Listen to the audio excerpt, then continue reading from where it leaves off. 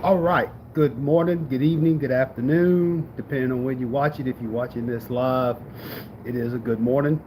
I am South Coast Kane, and this is another edition of Patio Perspectives.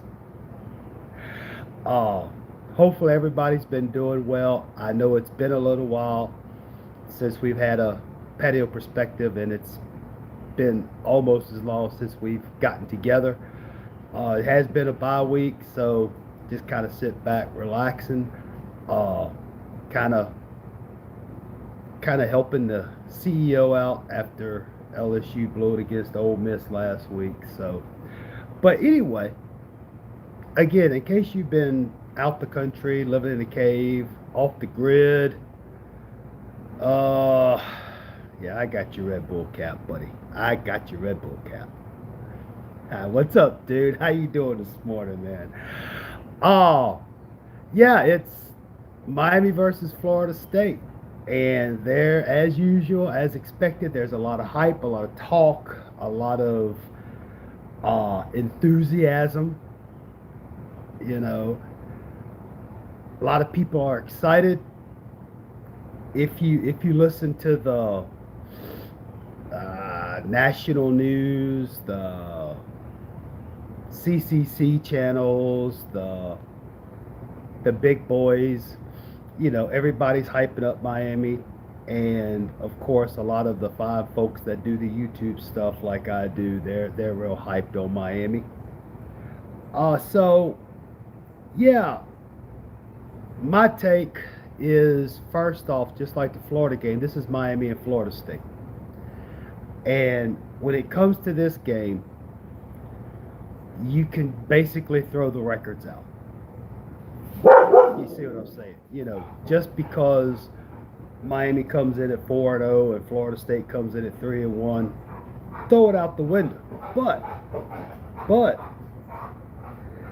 you can't deny the fact that let's look at Florida State's schedule. Yeah, they come out, they beat Alabama. That's what they're hanging their hat on. They beat Alabama. Okay. Now, in all fairness, that was game one. And yes, Alabama beat Georgia. Okay, cool. And, it's like a almost a 3-4 week difference. I'm just telling you the truth. I'm not taking anything away from the Alabama victory. I'm not giving anything to the Alabama victory. Okay.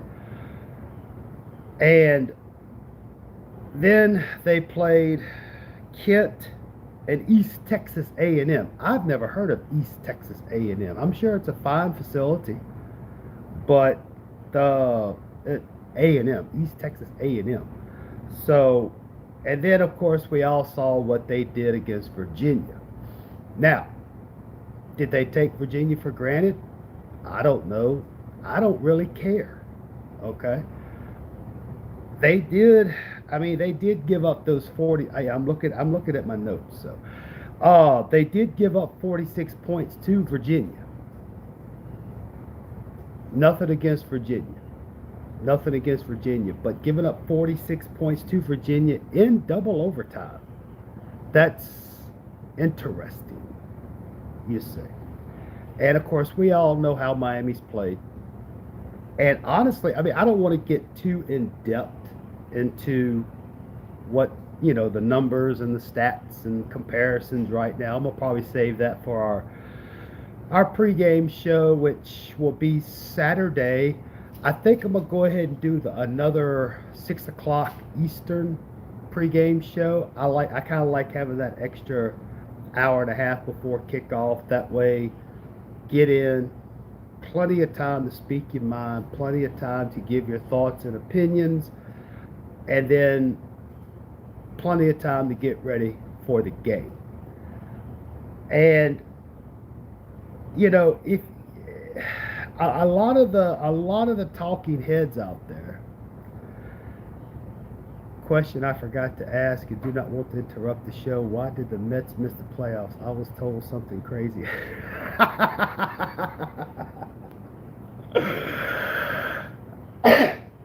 I'm gonna tell you exactly I'm gonna stop. We're gonna shift gears because here on this show, you don't know what's gonna happen. It's a smorgasbord of shenanigans. That's gonna be our theme. Smorgasbord of shenanigans. So yeah, I'll tell you exactly why the Mets blew it. Because the Mets are famous for choking in August. And I guess the Mets thought they were going to go down there to Miami and, just kind of sweep the Marlins and, you know, limp into the playoffs. But Marlins said, nah, dude, nah, we're going to take care of business.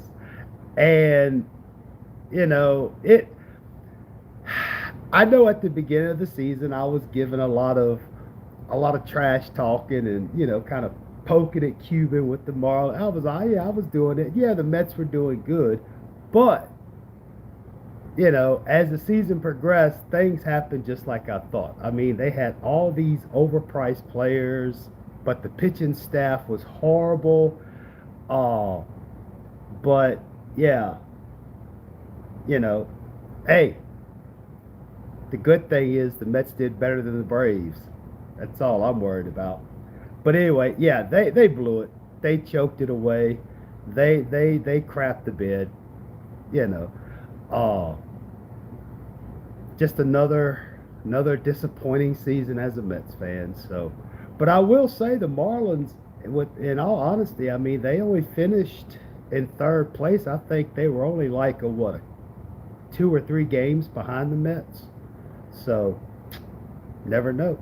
But anyway, talking about this game coming up Saturday. Well, this is just a mild preview. Like I said, I don't want to get too involved because, uh, just I haven't really depth. I haven't really dove into the numbers, and just from just looking at it preliminarily,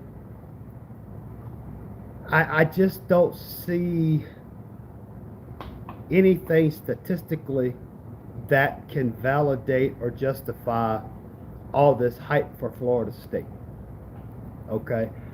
Right now, they're hanging their hats on the Alabama game, but nobody wants to talk about their bloated stats thanks to Kent and East Texas A&M. Okay. And we as Canes fans, we did the same thing last year. Remember the first 4 games? Yeah, didn't really play. Yeah, you beat Florida, but then you went on, and the stats were kind of inflated. Oh, but again, right offhand, the one thing that's going to be interesting is how is Miami's defense going to handle the little Castellanos, whatever his name is, the guy from Boston College that Miami beat a couple of years ago. He is a mobile quarterback. Uh, they do like to run the ball, but I really believe the defense. Ellen V, how you doing, man? The most overworked, underpaid, underappreciated lady in YouTube today. But I really honestly feel that Florida State's just being overhyped. Uh, and one thing that does concern me is is that Miami is coming off a bye week. Now, I know the trend has been when Miami has a bye week, the next game they crap the bed. That's been the trend. Last year, not so much. I don't know. I don't know. Uh, but as of right now, like I said, I haven't really dove into anything, but just as a eye test, I really believe Florida State has been overhyped. I really do. Now, with that being said, I will also say that Miami really has not been tested. Okay. And what I mean by that, and again, I'm not saying anything other than Miami has kind of week by week, systematically, incrementally been, stepping up the competition level. Okay. And I really believe that Saturday will be a good test. We'll see exactly what this team is going to be about. Because let's face it, it's in Tallahassee. It is Florida State. Okay, they're going to come out swinging. They've, the quarterback Castanetas, he's already talking about rushing the field and all this crap. Okay, cool. But, you know, it it's going to be interesting. I feel a lot more confident this season so far with the defense. I feel very confident that we have plenty of weapons on offense.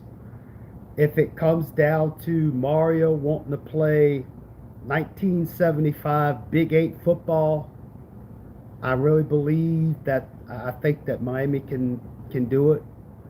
Uh, I just hope.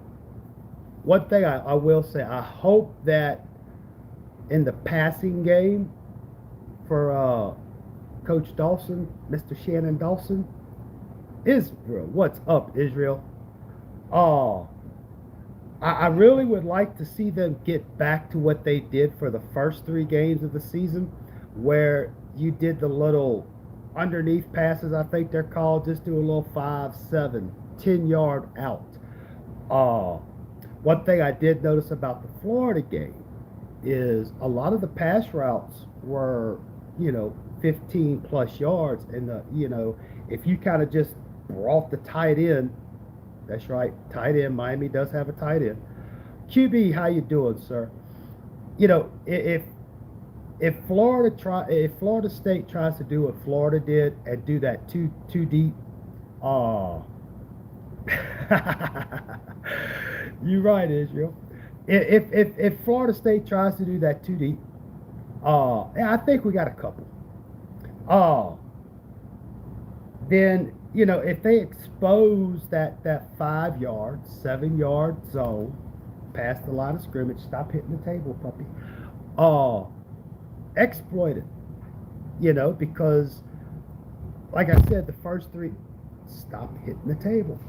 The first 3 games they did really well with the little short intermediate. Don't try to go for the home run. You don't have to send everybody out on a 20-25 yard route. You know, uh, utilize the run game, okay, to open up the passing game and see what happens. I really think that the defense is going to be okay. Maybe, hopefully, the secondary doesn't get too handsy. Uh, Hopefully, they just play disciplined coverage. Don't get suckered in by Castanello wanting to run and break coverage. You know, but other than that, you know, do we have problems against their big receivers? I don't know. Hang on, Israel. Mr. Charlie, I say Mr., but Charlie sees all. He says name is Charlie Seesaw. Just left you a comment on one of your live streams. Okay, cool. Appreciate it, Charlie. Glad you're here.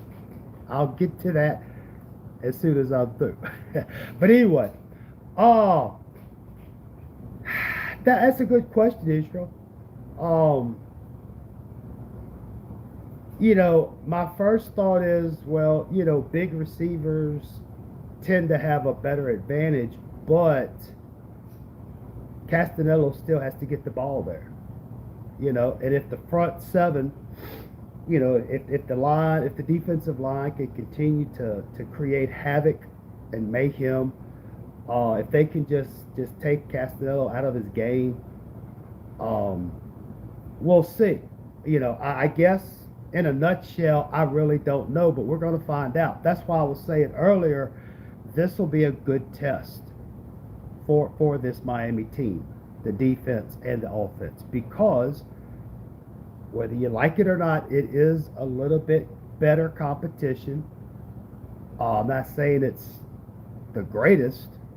I still think Florida State's overhyped, But it's going to be a good test because I don't want to look ahead, but as of right now, I think that this game against Florida State, this is probably going to be the best competition Miami will face for the rest of the season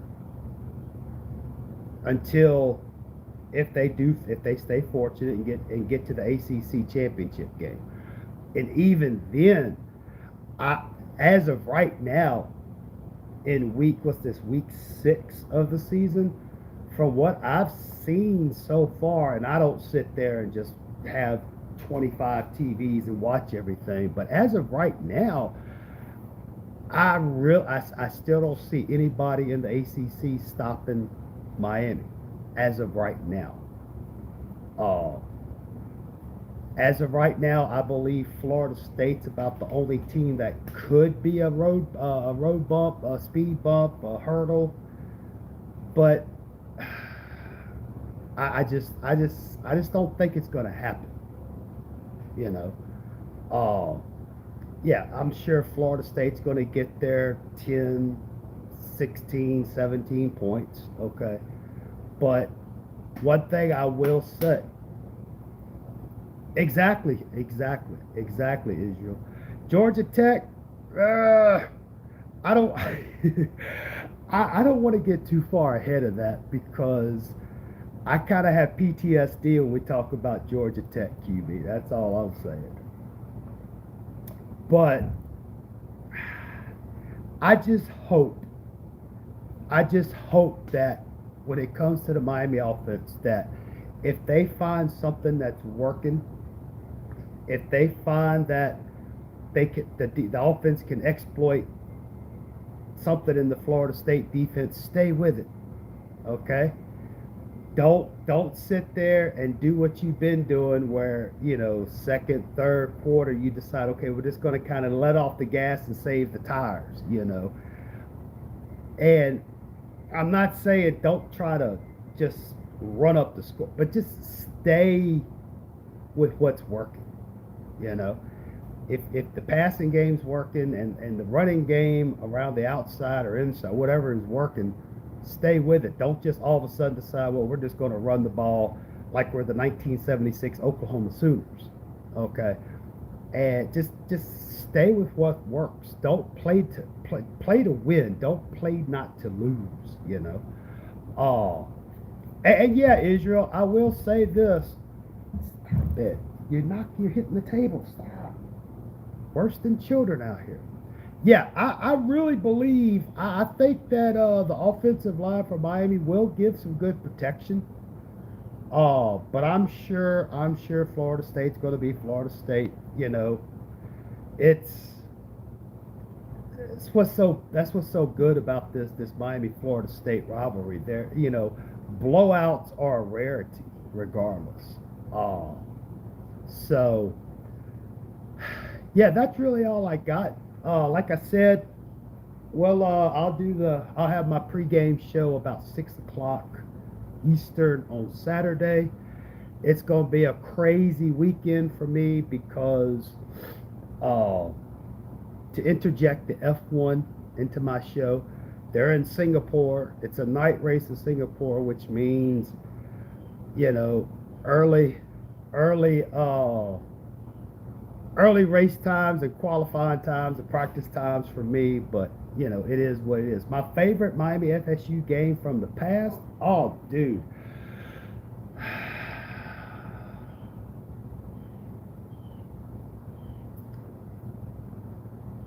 I want to say, what was it, 94 at home? For some reason, I guess I'm just getting old. 94 or 95. I don't remember. Costa was quarterback. We had Sapp. It was in the Orange Bowl. And Miami was not favored to win, but they came out and just scrappily. Because I remember Derek Brooks, they showed us a shot of Derek Brooks on the sideline. Sweat pouring off that bald head. But yeah, I believe that was my favorite. Believe it or not, that was probably my favorite one if I had to choose because, like I said, that Miami team was not really. They were basically written off, and Florida State was ranked pretty good, and they came out took care of business. But yeah, that would be like I said. I'm embarrassed to say it. I don't remember if it was 94 or 95, but that was to me. I liked that game. That to me that was good. I mean, of course, you got all the wide rights. You have the game uh, in 2000, the wide left. I mean, of course, you have there's so many to choose from. But for me, if I had to, for some reason, I just like that 94, yeah, the wide left. Yes, yes, yes, yes. Uh,